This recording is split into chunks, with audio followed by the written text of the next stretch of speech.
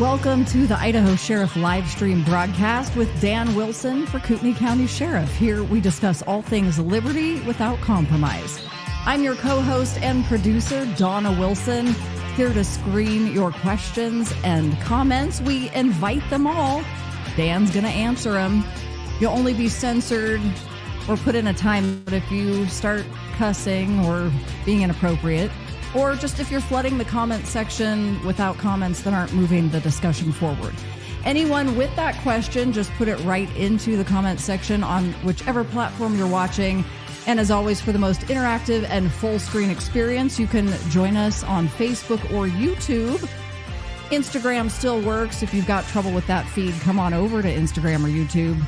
Take a moment to share this live broadcast right now to your profile so that your friends can also join in.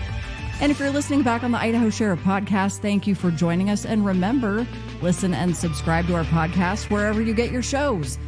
Did you know that Dan Wilson is the only sheriff candidate recommended as the constitutional sheriff for Kootenai County by Sheriff Richard Mack, the only one, and retired Brigadier General Blaine Holt? Now, here's Dan Wilson. Man, you have such great introductions. I don't know how to even top what you just were able to pull off. Just keep working on it. Hello, ladies and gentlemen. Thank you so much for joining me again tonight. We are going to make this hour cram-packed full of information. You're probably going to want to re-watch it later on because of all the things that we'll be discussing. We're going to try to get it all in about an hour, maybe a little more. But what we don't finish this week, we'll definitely pick up next week. So thanks so much for coming and participating. Ask your question. And look, last week, one of my biggest detractors locally here in Kootenai County, although I don't think you could ever make her happy. No. She asked, she finally had a chance. She was invited to come and ask a question, and she's been asking all these really big questions online. And when she got here, all she wanted to know was, when she finally asked the question, she wanted to know why a couple of personal Instagram accounts you had in the past, why they were made private. Yeah. And so I offered, 1 week ago tonight, I offered this individual, you can go back and watch last week's episode.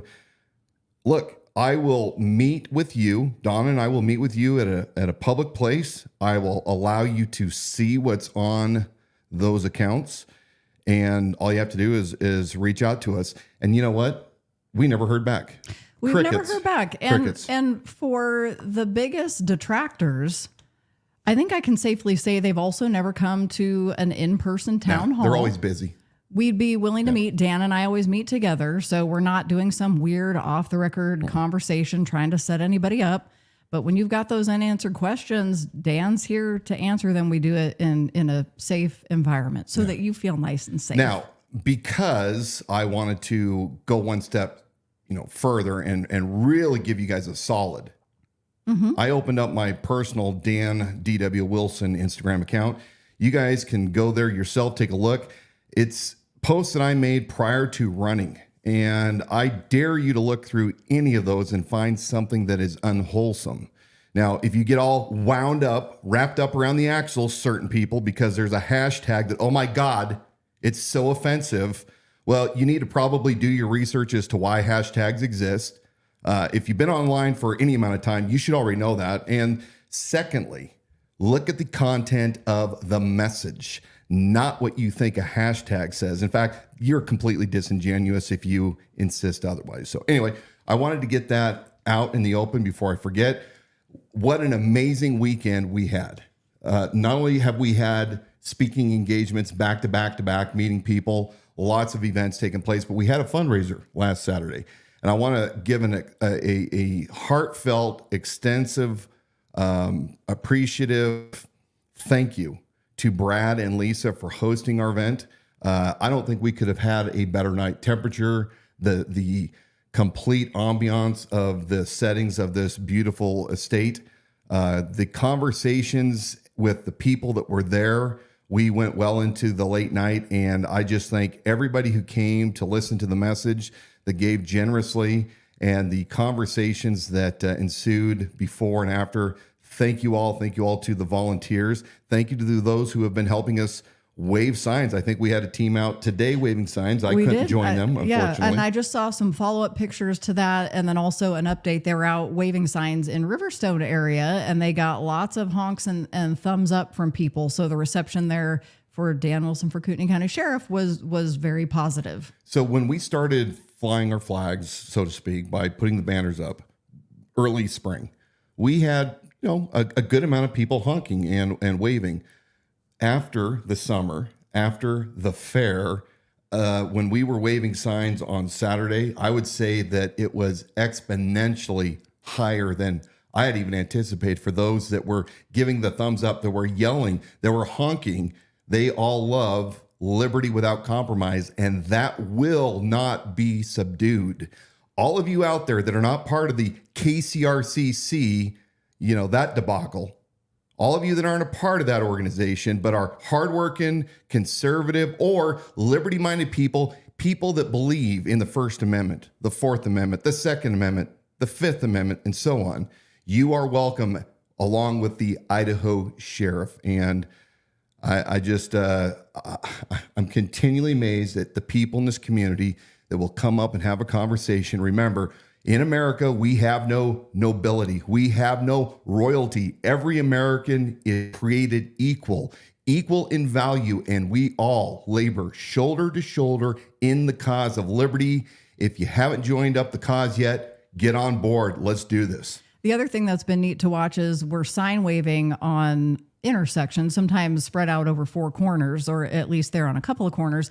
But people have parked their car and walked over to say, come curbside, to say hi to you and have a conversation. Yeah. And we had that happen last weekend when we were out, and we had a kid that said, hey, I've been following you guys, love what you're doing. So it's that's happening a lot more often when you're out, that last Saturday people are wanting to have conversation. Yeah, exactly. And last Friday, it was in Post Falls in a parking lot having a conversation, and a guy drives past and he immediately whips back around. He jumps out and says, hey, are you Dan Wilson? We got to talking. He heard the message online. He's not a part of any political organization here. In fact, he cannot stand political organizations. But he said, I'm supporting you because of what you stand for and because the leadership that you have provided to this community. I fully support you. We got a picture taken. And then yesterday, I was at a coffee shop. Ran into 2 people that have been following me as well. In fact, one man, he came in and he said, I was just watching your video that popped up on my feed as I was coming in. We had a 45-minute conversation. Brilliant young man, same thing. He asked, how can I help the campaign? And so we're bringing him on.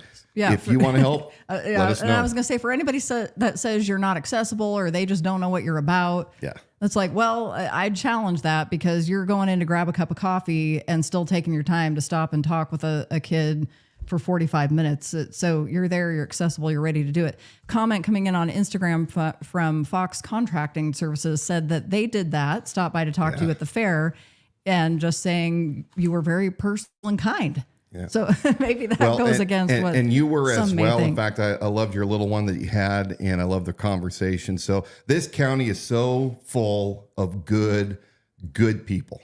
I love the people of Kootenai County, and it is my desire, it is my goal to do everything that I can to provide the leadership and overall protection of the great citizens just like you right here in Kootenai County and the countless others. So I had another re-endorsement this weekend, or confirmation, I guess it would have been.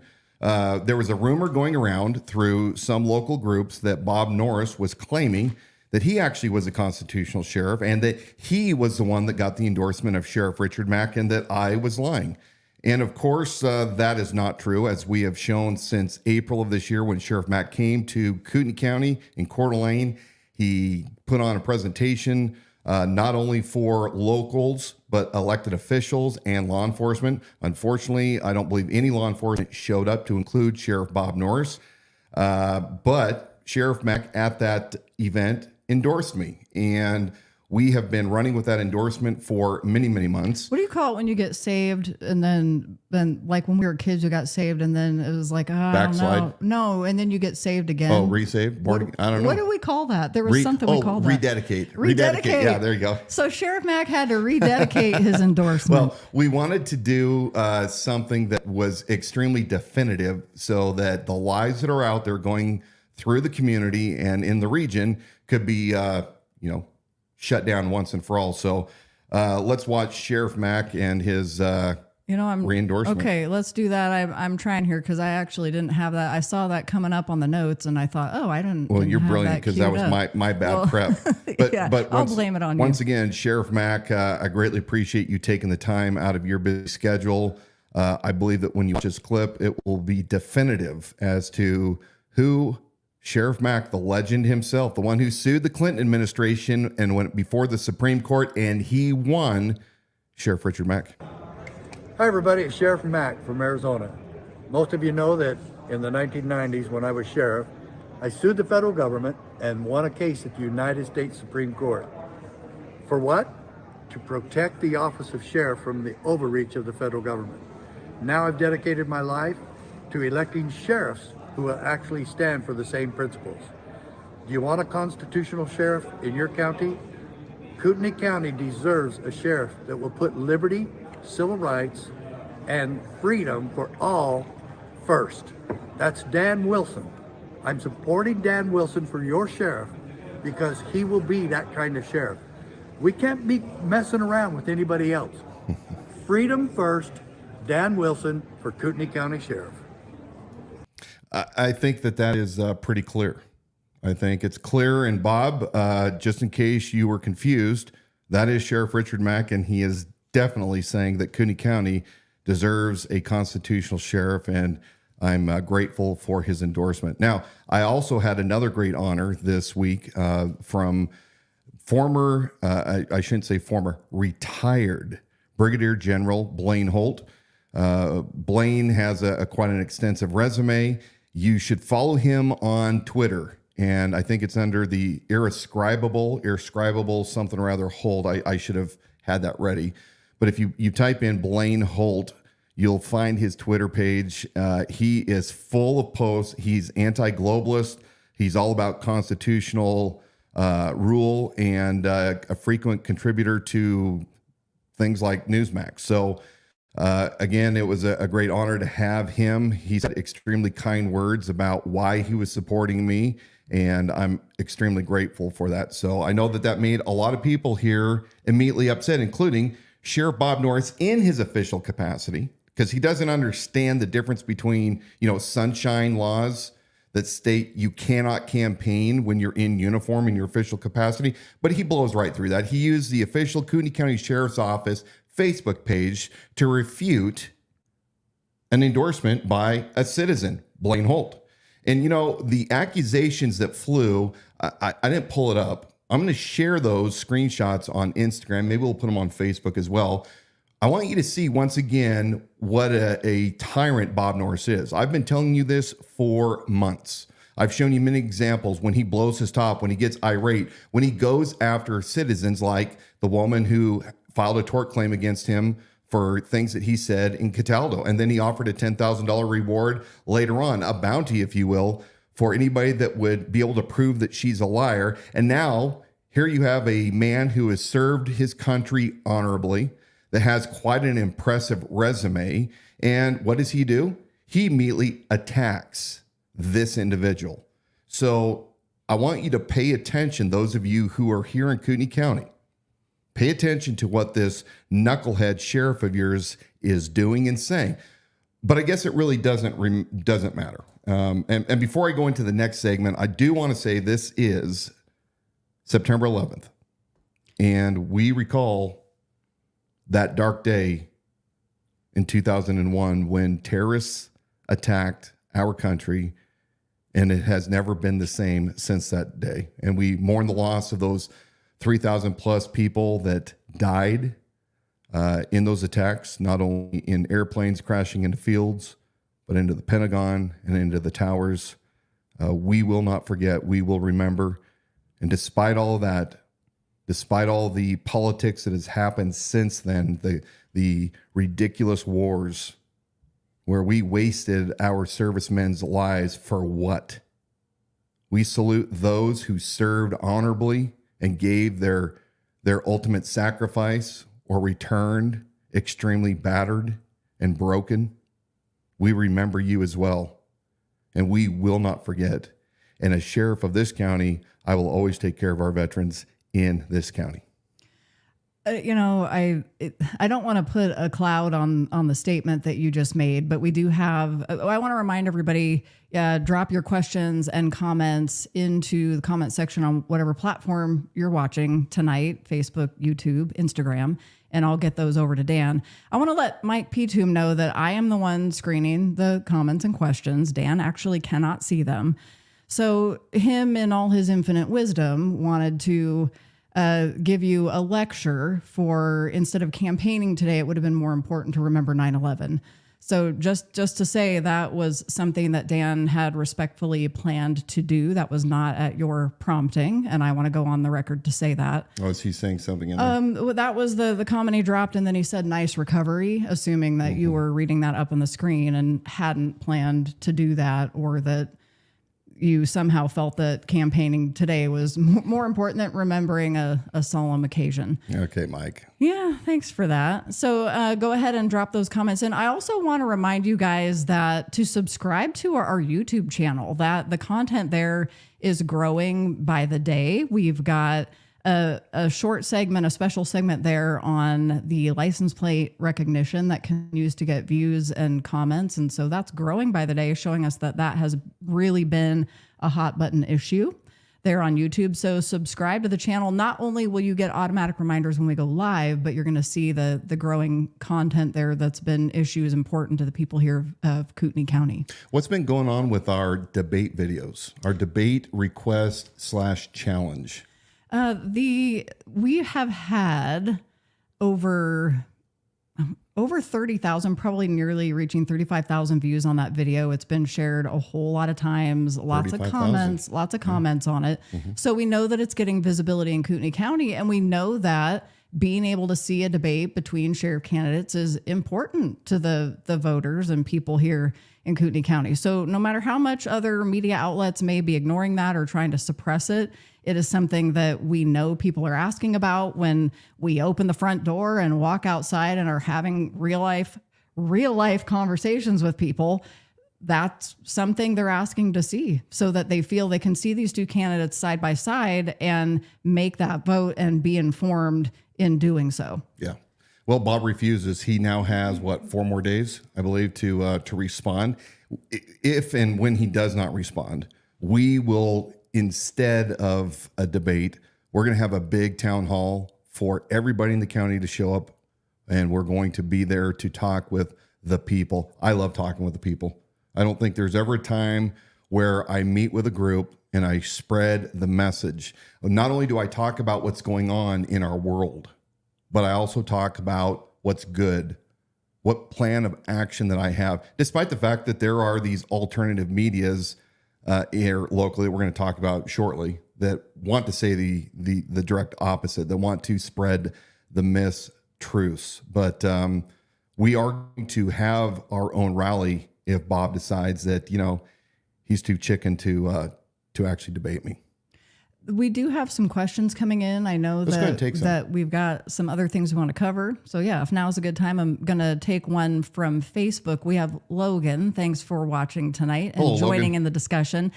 He says, you've discussed the idea of forming a citizens posse to help support law enforcement. How would you ensure that such a group is well-trained, accountable, and integrated into existing law enforcement efforts without overstepping legal boundaries? Yeah, well, they're going to be vetted for first and foremost. And we already have policies that we are going to use and adopt as boilerplate from other successful posses that have been used here in the West. So it won't be just a free for all. We will definitely have a division, a volunteer service division, and it will be set by policies and training, and it will be rolled out in an effective manner. Again, I want to stress, these are not individuals for the vetted citizens posse. We're not bringing out people to put a badge and a gun on them and have them enforce the law. Think of these as our own citizen response for major events. And it could even be a major event such as wildfires like we had up here. I've talked about this before. So we're going to be breaking things up by districts, and we will have, in addition to these plans, we'll have our team leaders in certain districts that will be their representative to their neighbors, so that when the events happen, we're going to have one point of contact. But it's going to be robust. It's going to take a little while to roll out, but action beats reaction. We've done nothing so far. Bob tries to claim frequently. After I rolled out my Citizens Posse back in, what was it, December? By January, when he went on the podcast, I think it was, maybe it was his opening kickoff for his election. Yeah. Yep. And he wanted to say that he's going to have a and vetted he was being volunteer. Interviewed by Charity Joy of the Kootenai Journal, and that's when he gave that little tidbit as to what his plans were, his re-election plans were. And he only changed from the word posse. I've used posse because that's what's in the law. But it was funny that after we challenged him and said, "Yeah, you're a little late to the dance on this," he came back around and tried to claim, well, his search and rescue is the same thing. No, it's not, Bob. You know this, and I know it. Search and rescue is not the same as the vetted Citizens Posse. So, Logan, that's what we're going to be doing. Again, it's not going to be Dan Wilson just making things up. We already have boilerplates from successful agencies across the West that have already used their own Citizens Posse. We'll take one more question from Facebook before heading into talking about Kootenai County Republican Central Committee, because they had a big day yesterday along with the presidential candidate debate, but they were busy doing their own thing. So this next question is from Neil Uhrig, coming in on Facebook. Thanks for joining us. Glad to have you here. He says, "Hi, Dan. I'm wondering if you can walk us through what your first 100 days in office will look like." Well, I've said before, 100 days, I talk about the first initial 30, 90 days, etc. But we're going to be sitting down and resetting the table when it comes to federal law enforcement working here in Kootenai County. So with my transition team, with my undersheriff, who is somebody that it's very, very loved here locally, active law enforcement that has quite an extensive background, and the rest of my transition team, we're going to be taking a look at what's going on overall in the office, figuring out what we need to do immediately to start correcting things. But I've said this before, I'm going to start the Citizens Posse. We're also going to be looking at starting our Deputy Reserve program. And we're going to be going before the county commissioners, I will be, to ask for funds to have enough money to conduct a forensic audit of the books from top to the bottom so we can evaluate what's going on. So the undersheriff and I, who I've been meeting with, we already have our strategy on how we're going to start rolling things out. I'm not going to say a lot there, but as you know, the first 30 days, we start setting the policies, and then we have our 60, 90 day out reviews, and we start tweaking from there. So I would say that the 100 days is more along. It should be 6 months for our re-eval to see where we're at, and that's what we're going to be doing. So I also know that you have had some doctrines, that you have doctrines in place that are your overarching guidance of character, moral, ethics that never change based on what policies, when policies do change. Right. When will you be releasing those doctrines? We'll be doing those closer to the actual election day. But one other thing, Neil, that I didn't mention, in addition to meeting with the federal law enforcement to have a discussion on what will and will not be allowed in the county as far as conduct goes, we're also I'm going to be meeting with all the chiefs. And it is my goal and my desire to get to know each and every one of them, to find out what their expertise is. I'm not going to be a 5-star sheriff. I'm going to be a 2-star sheriff out of respect to the chiefs. And I'm going to look to the chiefs for their guidance in a lot of areas when it comes to securing the county. So I'm really looking forward to getting a chance to meet the men and women that are part of law enforcement here in Kootenai County, and figuring out how the sheriff's office can better be a servant to all the other outlying agencies as we work on the ultimate goal of securing this county for everyone.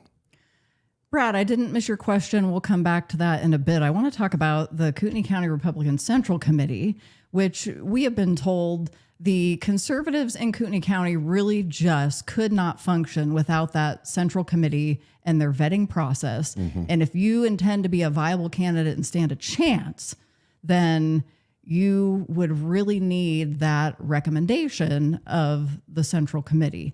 So they had their, I don't know if they call it a revote.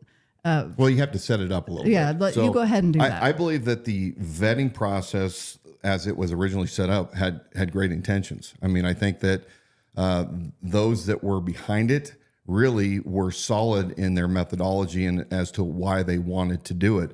But I think, like a lot of organizations, unfortunately, you get certain key individuals that get in there and they mess the whole thing up. And we've seen this. We've seen exactly how fractured the KCRCC has become. Look, you had a bunch of North Idaho Republicans split off. And, when I first heard about that, I was kind of like, well, that's odd. Are these rhinos? What does that mean? And then as I've gone through the process and I have experienced some of the dysfunction of the current KCRCC, I kind of get it. So a little background for those of you who maybe are just catching up. This vetting process has now moved into the primaries. So they don't wait until a general election to make their endorsements. I don't think we call it their suggestions. I don't think we actually call it an endorsement, but it's the recommendations. Yeah. But they started doing it in the primary. Why they did it in the primary, I don't know. I agree with John Padula, who said it should have never take place, and it caused a lot of animosity. So this year in particularly, after losing several key races in 2022 and 23, you found the Central Committee this year was at war. And who were they at war with? Well, not only that cluster of people that want to control things, but more specifically, Bruce Matari. Bruce Matari thinks he's hot stuff. And he came in there a week before the vetting committee was to vote on who they were going to recommend. And of course, he sends out this know-it-all email, extremely arrogant, talking about those he didn't like and why he didn't like them and why the Central Committee should pick his choices because, he's a great savant. He's the one that's the political genius here in Kootenai County because, after all, he came from Washington, D.C.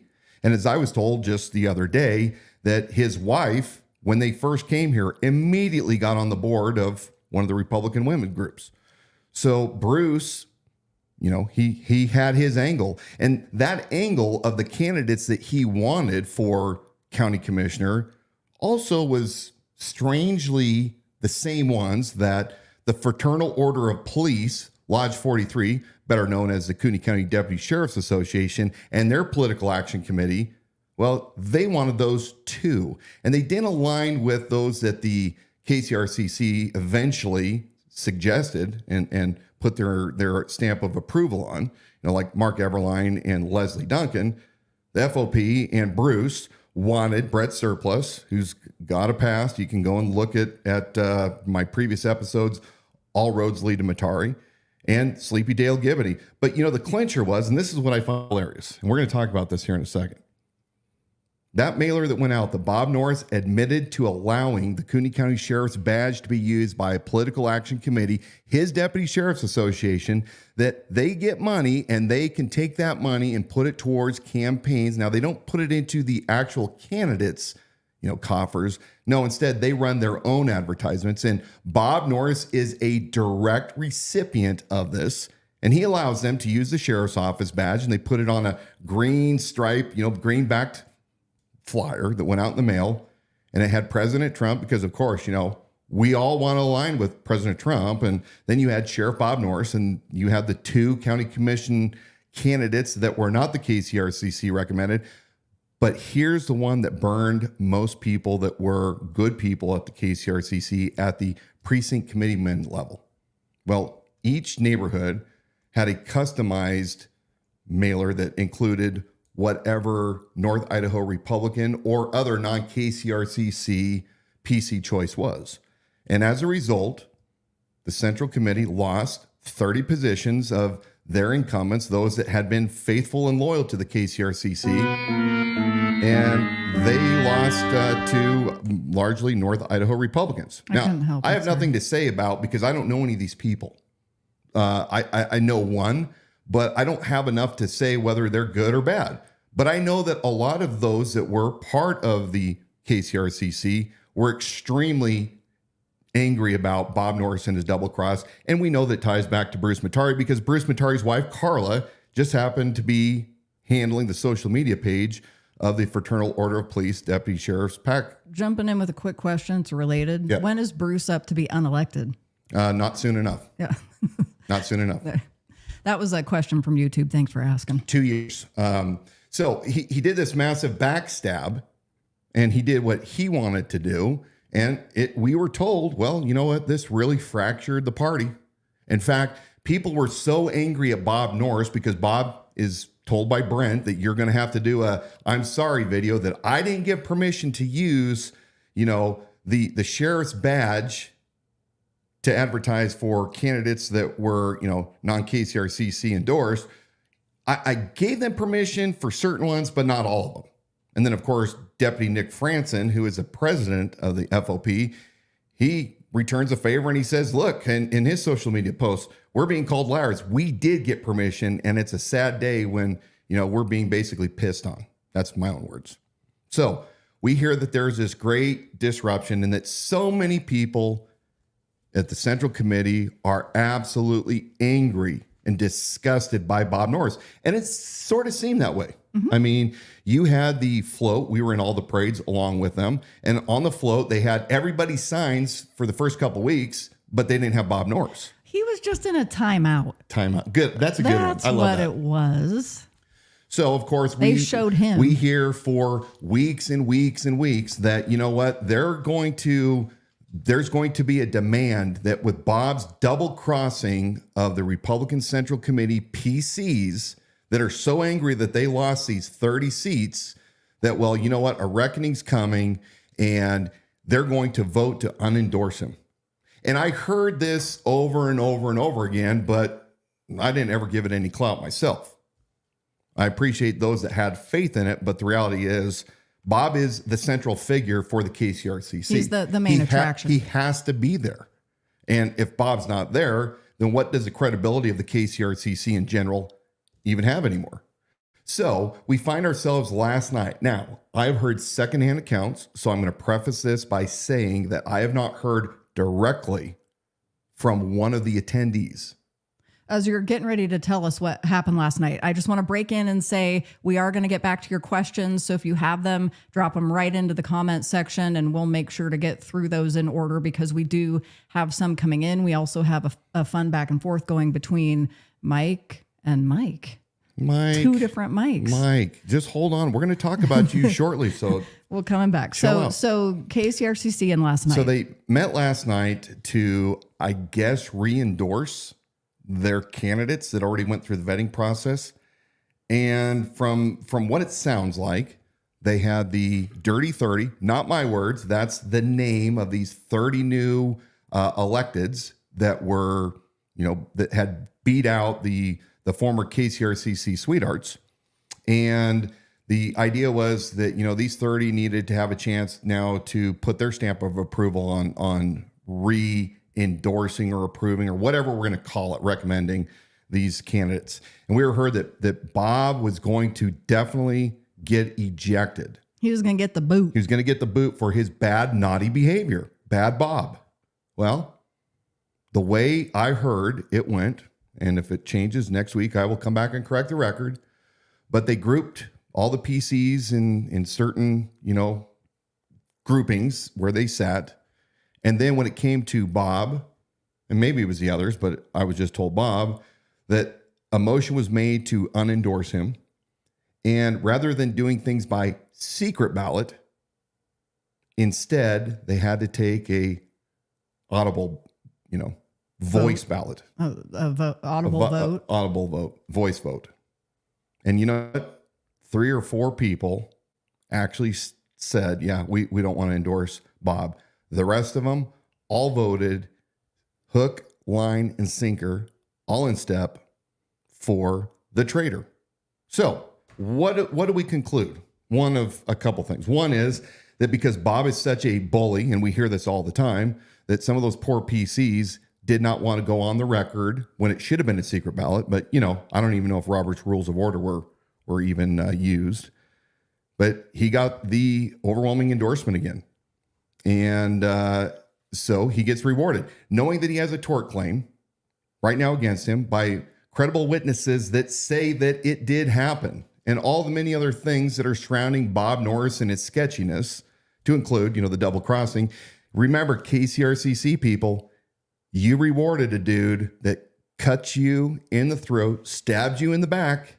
No offense to the North Idaho Republicans. You guys were the ones that benefited from it.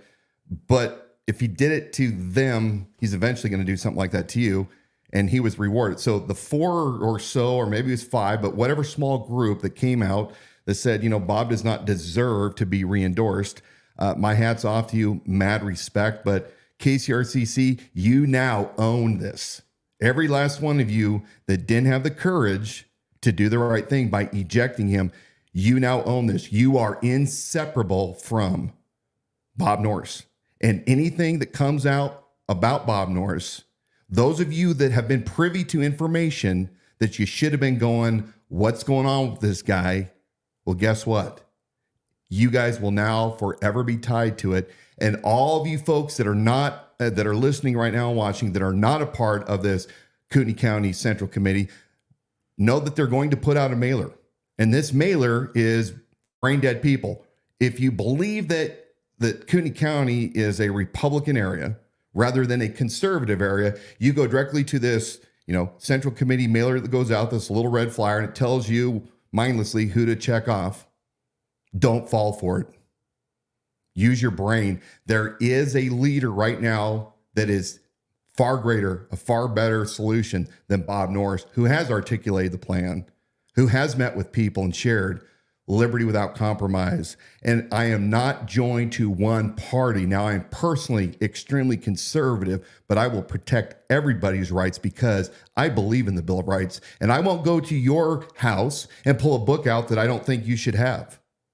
I won't come into your house and take your book. I won't go into a library and take a book that I unlawfully don't have a right to take.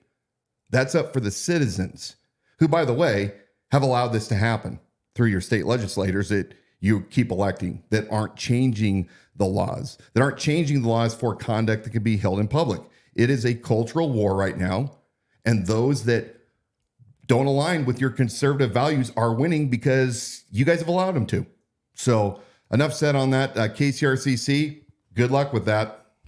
We have a really compelling piece of video from Bruce Matari that's been circulating the internets again. And we're going to talk about that. That's going to be the next thing. The Bruce I want to and Bob get Circus? to it. I don't know if it's the Bruce and Bob. Oh, there's the Bruce and Bob Circus, but there's another fun Bruce Matari video. So I don't know which one of those we're going to hit first, but we do need to get to some questions. So one that I left here for a while comes from Kyle Farrell on Facebook. Do you think there should be more training for pursuits and pit? Well, Kyle, great question. I don't think we train enough on anything. As you know, you're only going to rise to the level of your highest amount of training and proficiency. So yes, in pursuits, in DT, in firearms, we do not train enough. And this is one of the things that fundamentally I differ with Bob Norris.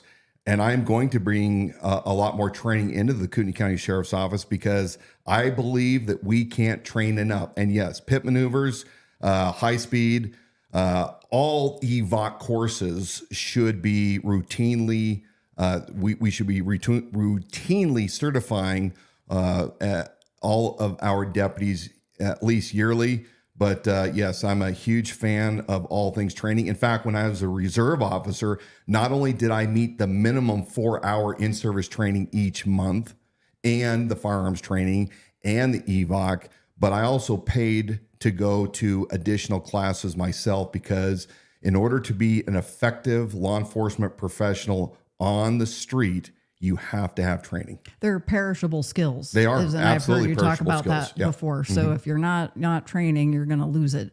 A question from Brad Cree on Facebook. As a veteran, I'm always interested in people's thoughts on the right to burn an American flag in protest. Yeah. Well, so I hear what you're, I think I sense what maybe you're thinking. Patriots should not burn flags. Even if you're not a patriot, you should not burn your flag. I mean, it's kind of like pissing on your family photos. You just don't do that. But we do have a First Amendment right, and the Supreme Court has already ruled that is illegal. I think it's highly immoral, but people do have a right to do their protest, albeit they can't burn other things down and be reckless. But even though I don't like that, my daughter served in the U.S. Navy. My son-in-law is still serving in the U.S. Navy. I take these things extremely personal to a certain extent, but yeah, that's my view on it. And I think it's a great disservice to all the men and women since the beginning of the Continentals that fought with Washington to do such a despicable thing. But they do have a right to do that.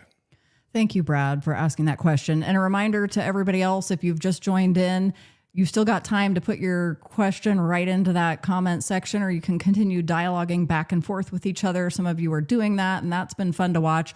I want to get to talking about this Bruce Matari and Bob circus. So I want you to guide the way on where I can help you visually and what I'm going to play here, but let's go for that. So Bob and Bruce can't ever seem to get on the same page with their talking points, and they frequently change the talking points and change the goalpost, so to speak. And we're going to talk about other people changing a goalpost here if we get enough time. But, Bruce Matari likes to taunt people and be a schmuck to citizens that he does not like. People say all the time, even though they've never caught it on video, that I blow up at people, that I've got a temper. Well, Bruce, you bloviating knucklehead. You like to call people like me cupcake in your county meetings. You like to disrespect when you know that nothing's going to happen to you, because you wouldn't do that to me in a dark alley. But you had a citizen who had spoken out at a county commissioner meeting a couple weeks ago on the LPRs. And you made this comment, well, you're an open book and people should come and speak to you. And, if people were really concerned, they could have come to other meetings and, they should have called you. And of course, you guys already rolled out these license plate recognition, the not only the cameras, but you were using those in demo mode for many months without a policy. We already know this. We have the records. You had purchased, through allowing Bob to have the budget to buy the cameras for 36 vehicles. So I'm guessing there's 70 some cameras. Maybe there's more. But you had already purchased those through the Kootenai County Sheriff's Office. They were already installed on vehicles. And then you want to gaslight the people by saying, well, we could have come and talked to you. When was that supposed to be? When you put the cameras on, before or after, or when? So anyway, this citizen came back a couple weeks later to finish that conversation that he had with Bruce Matari. Now, for full disclosure, this guy that is speaking, his name is Bill Breezy. Bill Breezy is a friend and a supporter. So full disclosure, I'm not making any kind of attempt to distance myself or to claim I don't know him. But I want you to listen to what he has to say, and then we're going to look and see what Bob and Bruce had to say. They were all true. This piece of paper was a lie. Did you know that, Leslie? I don't think so. I wasn't there. But Bruce couldn't have told you anyway, because he has a non-disclosure agreement with the sheriff. Laugh, Bruce.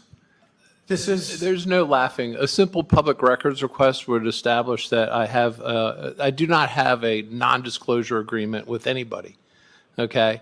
And I obviously don't want to interfere with your golf game. Okay. But So what he was saying is Bill Breezy said to Bruce, hey, you have a non-disclosure agreement and the special deputization. Bruce comes back after he smirks, and I personally have experienced the smirk. So that's what he does. In fact, if you watch him badger Leslie Duncan on a regular basis, that's just what he does. And then he always becomes the victim. When you listen to him talk for any amount of time, he always turns it around like a professional change agent, which he is. He's been formally trained, I'm certain, as a change agent. But he always brings it back to him and why he's the victim. Well, you heard him say right there that he does not have any non-disclosure agreement. And yet, last year, not even a year ago, in the November 18th edition of the Coeur d'Alene Press, when Bob and Bruce are talking to the reporters about this special deputization that Bruce has, I'm going to read a couple things here from that you might find interesting. Kootenai County Commissioner Bruce Matari is among the sheriff's special deputies. He is the only elected official with special deputy status, Norris said. When Norris ran for office in 2020, Matari was his campaign manager. Norris swore Matari in as a special deputy advisor after taking office in early 2021. Did you hear that? So his campaign manager received a special deputization without any previous law enforcement experience, no extensive background checks, no psychs, no polys, none of that, but he becomes a special deputy. Norris goes on to say, it means I talk with him over critical matters related to the office of the sheriff, Norris said. His communication skills are outstanding and very professional, so I use Bruce in that regard. Norris said Matari advises him on a case-by-case basis about anything to do with messaging, including some news releases. Matari said his role involves just trying to get it right when it comes to the community and that he has not been paid for his services.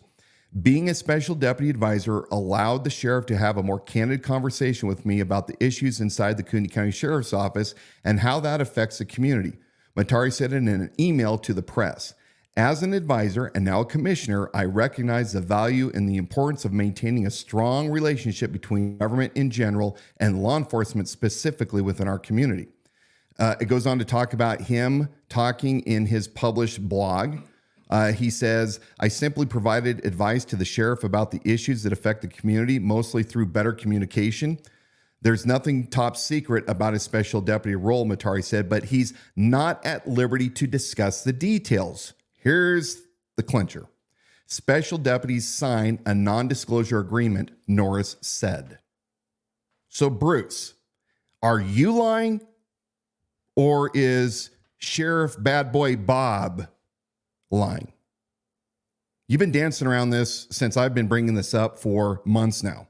And you claim that it's no big deal. But we do have your signed oath. We do know that you have said that you have a special deputy, that you signed a non-disclosure agreement. And we know this from other videos that you've done with the sheriff. So quit gaslighting people. Quit lying. Once and for all, tell us what you get privileged information about. Tell us that, for the record, that you were right there in the video and that Bob Norris is wrong. We're dying to know. And I don't think they need to orchestrate a dog and pony show in order for you to prove them wrong. As the elected officials, these are easy enough questions to answer to just say, tell us the truth. Tell us what's going on.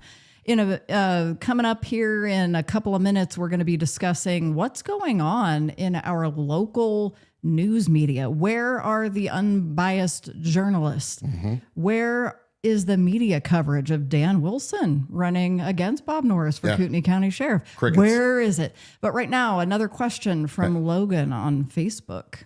You've mentioned concerns about the morale within the sheriff's office and the retention of deputies. What specific changes would you implement to improve the work environment for current deputies, jail staff, and dispatchers?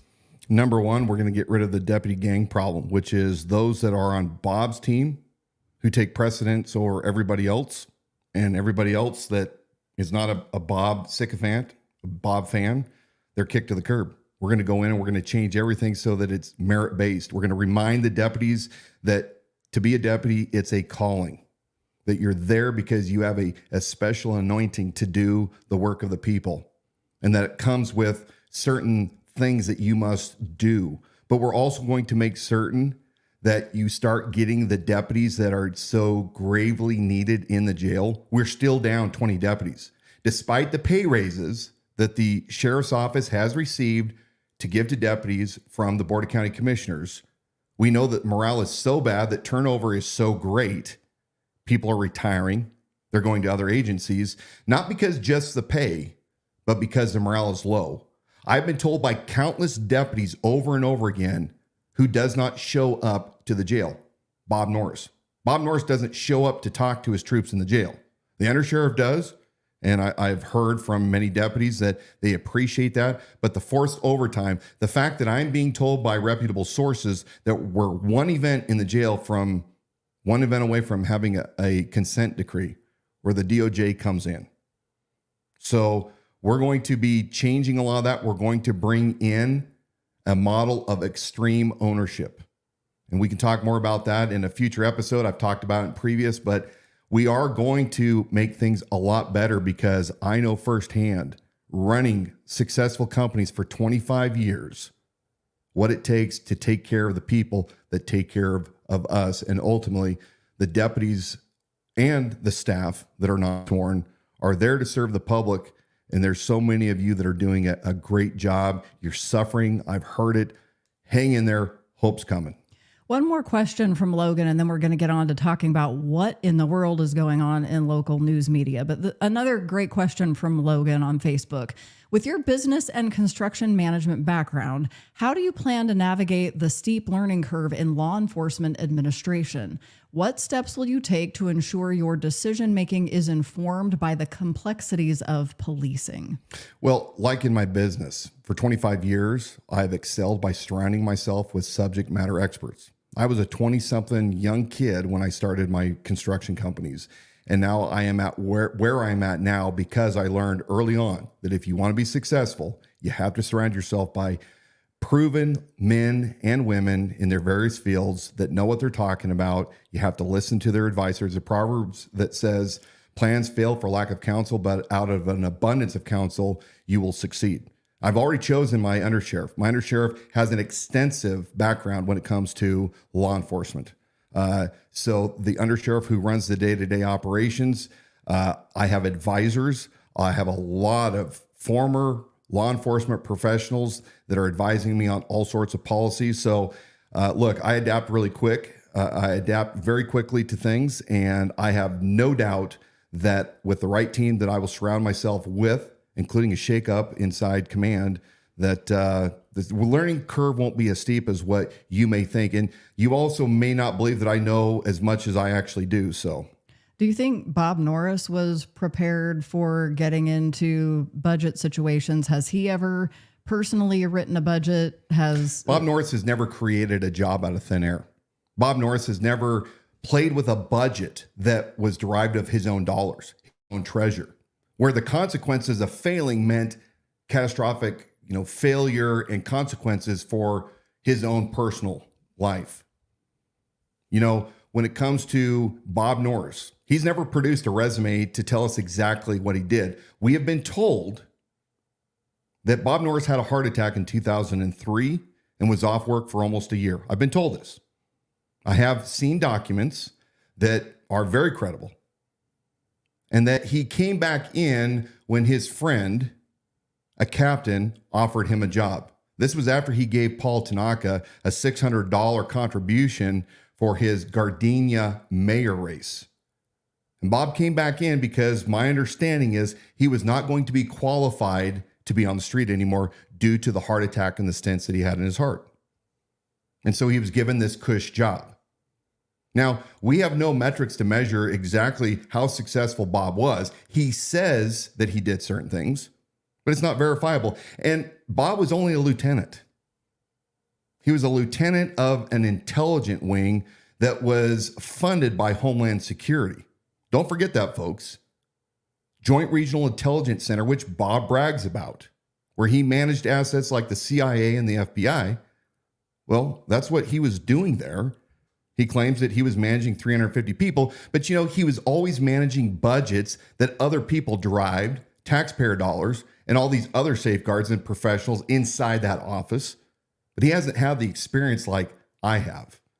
And so when it comes to Bob and his decision making, he chose, no offense to Brett Nelson, But Brett Nelson was never a supervisor of any kind. And yet right now, he is the one running the day-to-day operations of the Kootenai County Sheriff's Office, of dispatch, of the jail, of patrol. And all he ever was a corporal. That's a field training officer down in California. I heard that he was an outstanding patrolman. But by the same standards of those knuckleheads that have continued to disparage me for the past 10 months, saying I have no command experience, then what does Brett Nelson know about command if as a corporal, not even to the level of a sergeant, not a lieutenant, not a captain, not a major, and he's now running the Kootenai County Sheriff's Office day-to-day operations. And I hear from the deputies on the inside that he's doing a good job in a lot of respects, but he has to do a lot of cleanup behind Bob because Bob says crap that he knows, Brett knows, is not true or not factual or can't be done. So I have 10 times the amount of raw experience in leading men and organizations because I earned my way.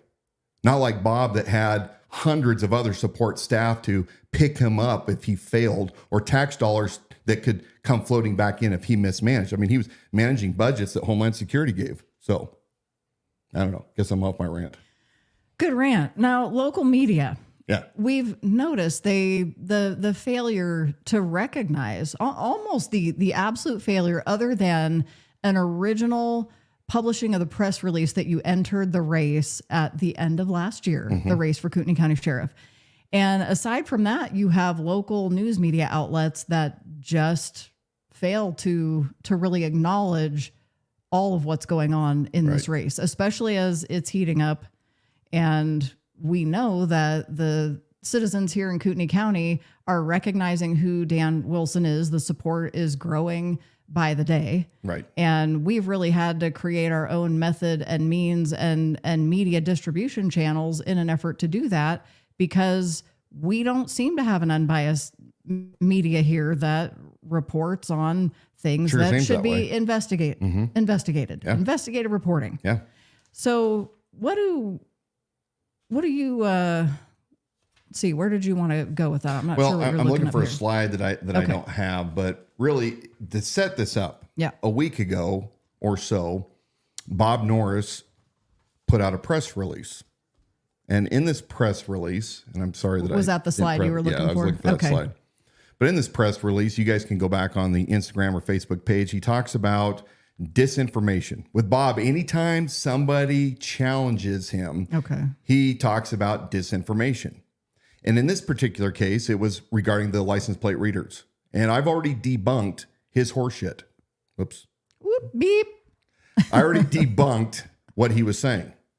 He had no policies. And he didn't have any policies the month prior when I did my records request, when there was no previous and there were no current policies. But he wanted to bloviate and say that Dan Wilson, unnamed, of course, can't handle the powerful data information that these license plate readers access and have access to. And that data is too dangerous in a guy like me. After I just literally said prior to that, we don't want that here in Kootenai County. And then I cited my sources of Motorola saying exactly where I found my information that I brought before the public. But Bob, the insincere knucklehead buffoon that he is, literally brushed right over the fact that he had been using these license plate reader cameras and the technology, meaning the license, the software. He'd already been using it for months in demo mode. And he didn't have any policies. This is such important information. He doesn't have any policies on how to protect the people. And he's recognized that and he's going to do it. But he'd already been using it for months. So what happened to that data? And by the way, what happened when he decided to purchase all those cameras without talking to the public before, he put them on 36 patrol vehicles? And he says, well, we've had license plate readers around here for years, but the devil's in the details. And the cameras that we currently have are nothing compared to what we have now.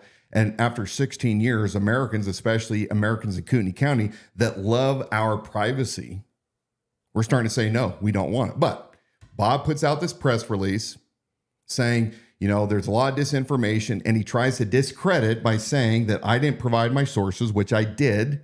I've already provided them for other people to download. But also, he wants people to only trust sources, once again, his words, reputable news organizations that have board of directors, reputable. And I thought it was so funny because, I don't know, he uses a lot of alternative media here locally to run interference for him. We're going to talk about this. Yeah. But I think I have a video because here he is continually saying that the BC preacher is not credible, that the BC preacher, Quincy Franklin, is propaganda. He doesn't like Casey Whalen. He doesn't like other alternative news sources that don't report glowingly about him. But yet, look at this video here. I don't know if we have that video queued. I want you to hear what he had to say back in March of this year regarding the Coeur d'Alene Press, ironically, about the special deputizations, where he has direct quotes in there and he never requested a retraction or a correction. You guys take a look at this video and listen to what Bob has to say about the Coeur d'Alene Press, somebody that has a board. Not take anything, the CD Press is called hearsay. I mean, that's hearsay because that's not a direct chain of evidence. So anything that they say you have to confirm. And I think I know you should know that because I think you do have some experience in law enforcement and you should know that. So why would you even cite the CDA Press without confirming what they say? No, what's that? Quote, but okay, so I as a law enforcement officer should use a quote in the CDA Press as an articulable fact? No, absolutely not. Absolutely not. And I'm disappointed because I think that you know better. All right, let's go ahead and go around. So here's the thing, folks. Bob Norris is a liar. Basically, at the moment, whatever he needs to plead, he's going to say, we've shown you this right here. You can see it in the press release. In fact, I should take that marked up one. I don't know how we can send it out to the masses so they can see that I'm not lying. But Bob Norris, like Bruce Matari, are desperate, bloviating politicians that continually change their story when it's convenient. So, Bob, if the Coeur d'Alene Press is not reputable, by your own words, and they have a board, well then, how dare you say that, other alternative media that doesn't have a board is not legit? Oh, wait a second. Unless they happen to be your allies. Allies like Mike Petum that helps manage the North Idaho, North Idaho News? Yeah. So we're going to look at a couple pictures here that I just want to hone in and show people who Mike is. I think it's important that you guys know. Mike Petum is the dude. You got that slide up, number 2? Yeah. Mike Petum is recording this event for, I guess, North Idaho News that was at Spirit Lake on August 28th. So the guy in the blue, ball cap, tall dude, and he's also always flanks Bob at all sorts of events. We've got numerous pictures of him around town at Lakeland, football games, etc. Yep. So there he is. Now, here's what he had to say on our, Facebook page a week ago. He said that because I came out against the LPRs and I talked about the Huntington Beach helicopter pilot with Huntington Beach PD that crashed his helicopter and is now up in Kootenai County as a volunteer pilot for the Kootenai County Regional Air Support Unit, that helicopter that the county doesn't own but we use. He also happens to be the same salesman that is promoting the $104,000 5-year contract for the license plate reader technology software. So this is a little background as to why Petum now says that Dan Wilson is anti-law enforcement. He says, Idaho Sheriff, we are pro-law enforcement, military, and first responders. If you got blocked, it's because you attacked one of those groups. You've taken this personal vendetta towards Sheriff Norris and turned it on the men and women of the Kootenai County Sheriff's Office. False. Still not sure why someone running for sheriff would do that. You even bashed a volunteer helicopter pilot that had an accident, mechanical failure, that resulted in loss of life. That's a serious low. The man lives with that every day of his life and is trying to serve and get slapped with that. And as a quick disclosure, I'm not making fun of him, but I am reporting facts. And if you don't like the facts, as a newsman, then you probably should go back to doing something that doesn't require truth, maybe do something fiction-wise. But the fact of the matter is that the National Transportation Safety Board did say it was pilot error, and it was largely due to lack of sleep as he was flying between Kootenai County and Huntington Beach. So then he goes on and says, by the way, I do press releases for Kootenai County Sheriff's Office, not Bob Norris on North Idaho News. So I thought that was very interesting. So I did a records request. He's claiming, and he's on scene very, very quickly. So wonder if he has a radio or something else that allows him to get the scoop, off of encrypted police radios. I don't know. But he says that he does press releases for Kootenai County Sheriff's Office. So my records request came back as unable to respond. No known records to exist for 1, 2, and 3. And here was my records request. Please answer the following questions. Does Mike P. work in any capacity, paid or unpaid, for KCSO? And if so, what is his title and compensation? Number 2, does Mike P. provide official press release for Kootenai County Sheriff's Office as he has publicly stated?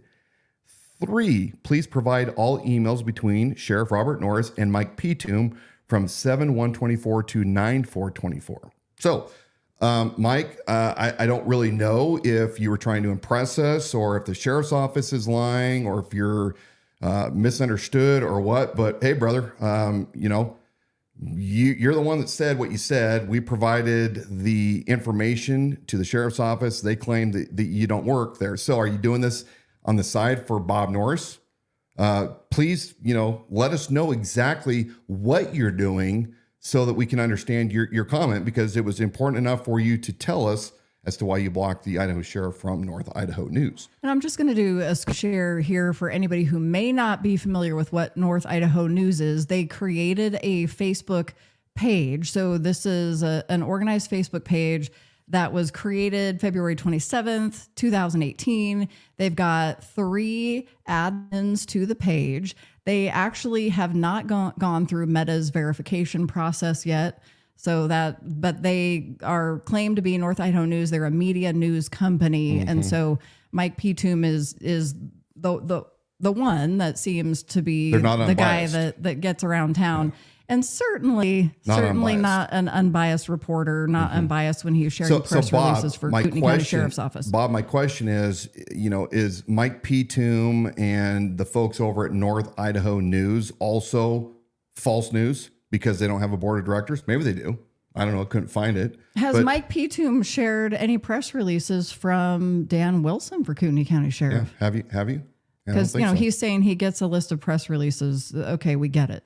Mm. But I mean, when we're just talking about unbiased reporting, and you know what, we already know we're going to get clapped back. Okay, you guys you're sore losers. No, because we don't have the local media on mm-hmm. our side. Is there more to this? Does it get deeper in terms of local media? Because that's one aspect. That's North Idaho News. It's a mm-hmm. Facebook page. Are there other legit local quote independent media that report on the news around here? Well, no. If you happen to be an independent news outlet and you are interested in the stories and the things that we have been uncovering, or at least providing documentation for in our stories, go ahead and contact us. We would love to share with you what we have. It's already public, but we can point you in the right direction. Again, the only reason we're bringing up Mike P. is because there's 3 of them currently right now. They're alternative media who they themselves are coming on to numerous forums, and they're running their mouths and they're saying a lot of things that they cannot back, and they are representing themselves as media. So how can you be representing yourself as a media source that's unbiased when you engage in the diatribe that you are? How different are you than, the major media groups who do the exact same thing, as we even saw in the debate last night with Trump? Now, the next one I want to talk about is Kootenai Journal. And Kootenai Journal is run by, probably owned, I don't know this for certain, by Charity Joy Miser. There's her website. I think it's interesting what she says her mission statement is. What is her mission statement? You can read it. The mission of the Kootenai Journal is to report the news truthfully without personal commentary so that our North Idaho community is well-informed, educated, and inspired. Mm-hmm. Yeah, so if you go to slide number 5, I want to point this out. So Charity Joy is unabashedly a Bob Norris fan. She frequently writes about Bob Norris. She did one interview of mine last winter, but she hasn't really done any follow-ups. In fact, she has frequently made a lot of comments disparaging me and, in essence, calling me a liar. So here is Charity with Bob Norris at the coffee event back in Spirit Lake a couple weeks ago. That's the one, of course, where famously Bob Norris was asked by Quincy Franklin if human trafficking or sex trafficking exists in Kootenai County. And Bob says, I don't know. Does it? If you see it, you can arrest them. So I don't know. That's a Charity with her friend. And I don't know if I have my other and we've slides. got the reason that Charity Joy of Kootenai Journal becomes an important figure in this discussion is her innate ability to be on posts and comments and following up with anytime there's anything negative said about candidate Bob Norris. Mm-hmm. She's there to run to the rescue, correct the record, and really be quite disparaging to anybody that doesn't agree with her opinion. Yeah. And so we had one of those comments that was quite involved today. I'm gonna read it because, again, I screwed the slide up. But if you're on Facebook, you probably already saw this. And again, is there a way that we can? I put it up there. Okay, so you already found it. Okay. Yeah.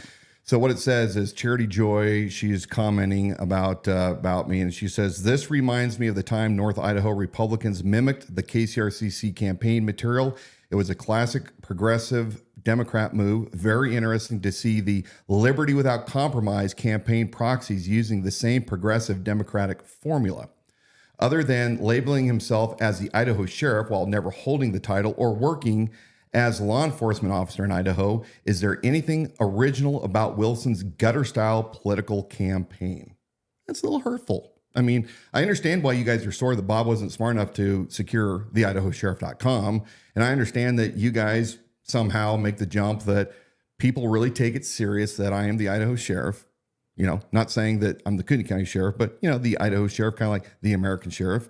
But, you know, I understand why that's upsetting.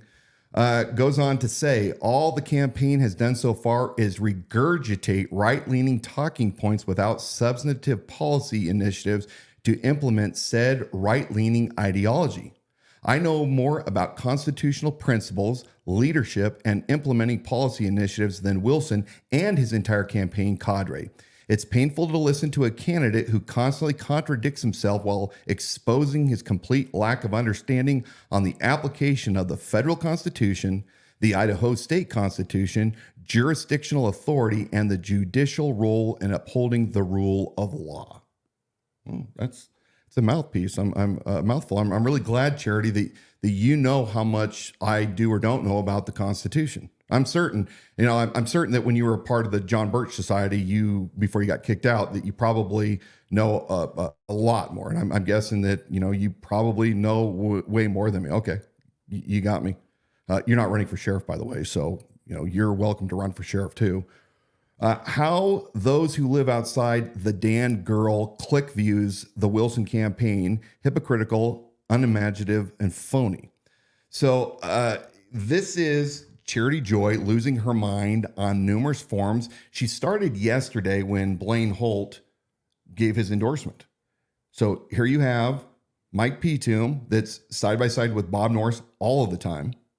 You have Charity Joy that shows up at numerous Norris events, always covering him, and they're quite cozy, as you saw from that picture. Oh, by the way, her husband at that meeting was sitting right beside her, great representative of her, as the press. She was there as her official press capacity, and he wanted to call me an Adam Henry because I wouldn't answer a question that Bob tried turning back on me when it was his town hall. So here's what Charity Joy had to say about Blaine Holt.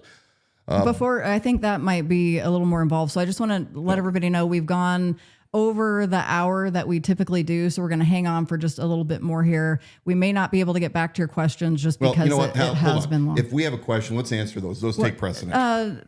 They're just comments floating in, and there might be some further up, but just so we'll close with this, talking about how unhinged this independent journalist is. And again, Bob, same question, which I know you won't answer, but the people out there probably will come to their own conclusion. So what is reputable media then? Only those that follow you around, that are continually stumping for you while they're claiming that they're independent? The Coeur d'Alene Press, are they liars? So who is and who isn't legitimate media? In fact, people start asking Norris in writing on his Facebook page, wherever you come into contact with him, what exactly is reputable news or reputable media? Because, the First Amendment makes it pretty clear. You have the right to free press, and you don't get to be the governor on who is and who isn't legitimate press. So Charity goes on after the endorsement by retired General Blaine Holt. Breaking, Bob is a man of strong character, integrity, and unwavering respect for the Constitution, says dozens of enlisted NCO combat veterans, including my own retired NCO husband who served more than 30 years with over half deployed to S-holes across the world. Being a combat veteran doesn't automatically slap a conservative bona fide stamp onto a person. Just look at retired Commander Jim Woodward from Bonner County. If we want to play this game, let's tally a scorecard and see which candidate has more combat vet support. I'll put heavy odds on Norris, and if it wasn't illegal and against my moral code, I bet cold hard cash on it. Well, how well does Holt know Wilson to assess his character?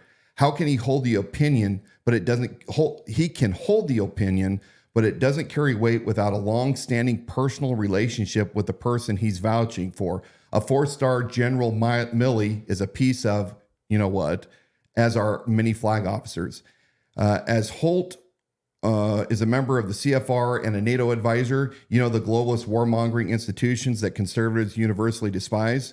For the record, I don't have a problem with Holt's association or his recent political activism. It just amazes me that Wilson and his proxies will excoriate Norris for the support of the FOP while embracing the support of Blaine and so on. So, folks, when you are reading these comments, and we didn't even get to half of them, we didn't even talk about the Kootenai County Spectator. Yeah. Yep. The reason that we're bringing this up is not to necessarily belittle or to separate people out. These are people that have relentlessly engaged on multiple forums online, many times spreading absolute lies that we have provided the answers to for months. And yet this independent journalist aligns herself so close to Bob that it has clouded her ability to be impartial. So when you're looking at the Kootenai Journal. And again, that mission statement from the Kootenai Journal, their mission is to report the news truthfully without personal commentary so that our North Idaho community is well informed, educated, and inspired. And I understand that she is exhibiting her right to free speech. She's on her separated account. and But she she's is commenting inseparable. personally. Everybody in these forums already knows who she is. So, she's doing it in her own personal, but this is a small community. And no different than when Bryant Bushling, who was a prosecuting attorney back in around 2020, made some disparaging comments about, African Americans. You can't separate yourself in certain instances from what you say privately when you're in an official capacity, and the same applies here. That's my firmly held belief. So, Charity, if you think otherwise, then I'd be glad to sit down and have a conversation with you. But knowing that you're extremely hostile when we have our encounters, that your husband, who is there with you when you're in your official capacity, wants to call me out a Adam Henry and to challenge me there. I mean, give me a break. Same thing with Mike. Mike, you follow Bob around to football games. You follow him everywhere. We've all nicknamed you his bouncer. So are you legitimate news? Or are you quasi news? Are you half fun news? Are you clickbait? What are you? And why did you say that you handle press releases for the Kootenai County Sheriff's Office when Kootenai County Sheriff's Office says they have no record of you being employed there? So, one question on the way out here as we've gone over a little bit. You can remember to join us next Wednesday night at 7 p.m. And we've got so much happening between now and the election. I know that we will be doing probably ramping up our live streams from once a week to twice a week, and also producing special segments just because there is so much here to cover. And I know some important stuff we wanted to tonight. But this question comes from Quincy, the BC preacher. When you become the new and worthy sheriff of Kootenai County, will you continue with live streams like this for the community? You know, Donna and I have talked about that. Our intention is yes. I think that one of the things that we've learned through this process is that the greatest way for us to get out and to interact with the community at large is doing this, where people can participate when they're home with their families. They don't have to drive out to a location, and they can download and watch what we had to say later on. Now, it's obviously going to change a little bit in flavor because we won't be in campaign mode anymore, but we will also still have town halls, but I won't be bringing 12 uniforms with me at a cost of several $1,000s per event disguised as a campaign, a campaign event disguised as a town hall. But we will be meeting with everybody when time allows. And I'm looking forward to being shoulder to shoulder. As Quincy, as you and I have talked about from day one, Dan Wilson's belief is Dan Wilson is no better than anybody else. We are all equal. We're working shoulder to shoulder in the cause for liberty.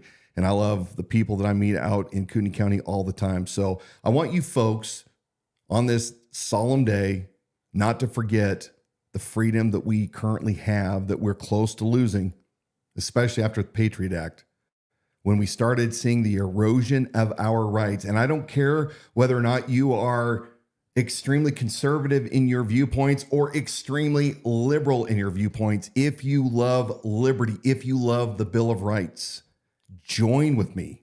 Kick all these parties to the curb. Vote on the substance of the man and what he has been saying without changing for month after month after month.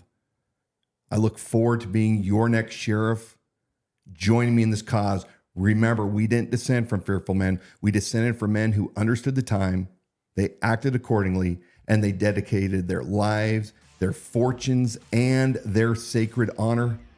The solution is not violence, folks. It is the Constitution. Despite what people are lying about right now and saying, Dan Wilson has never one time stated that we need a civil war. In fact, that is an outright lie. I've continually called over and over for all citizens to join together to preserve liberty. We already have the groundwork. The foundation's there. Stay strong.